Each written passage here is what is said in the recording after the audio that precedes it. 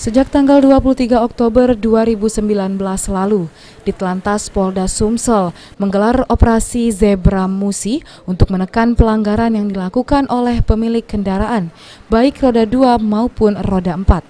Personel lalu lintas melakukan razia di beberapa titik jalan selama 2 minggu hingga tanggal 4 November 2019. Selama 2 minggu menggelar operasi Zebra Musi ini, menurut Kasigar Subdit Gakum Ditlantas Polda Sumsel Kompol Ade Suganda, kurang lebih 500 pengendara baik roda 2 maupun roda 4 dilakukan penindakan tilang.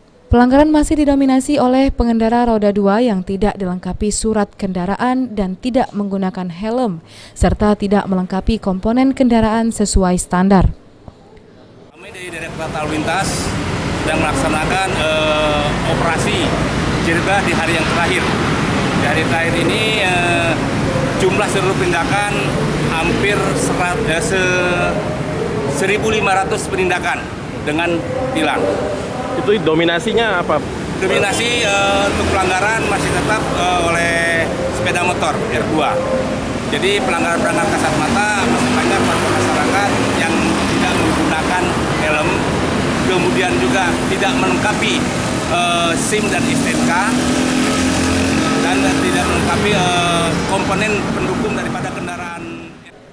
Operasi Zebra Musi 2019 ini dilaksanakan untuk menekan angka kecelakaan lalu lintas dan pelanggaran yang dilakukan oleh pengendara, agar tetap tertib berlalu lintas demi keselamatan pengendara dan pengguna jalan lainnya.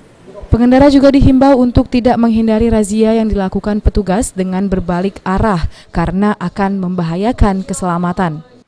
Hati-hati dalam mengendarai kendaraan, lengkapi kendaraan itu dengan surat-suratnya, kemudian SIM dan STNK dan komponen kendaraan tersebut. Kemudian juga kami himbau kepada warga masyarakat apabila melihat sedang razia seperti ini, jangan merasa takut, jaga keselamatan untuk diri sendiri, begitu juga menjaga keselamatan untuk pengguna jalan yang lainnya. Aprianto, PAL TV.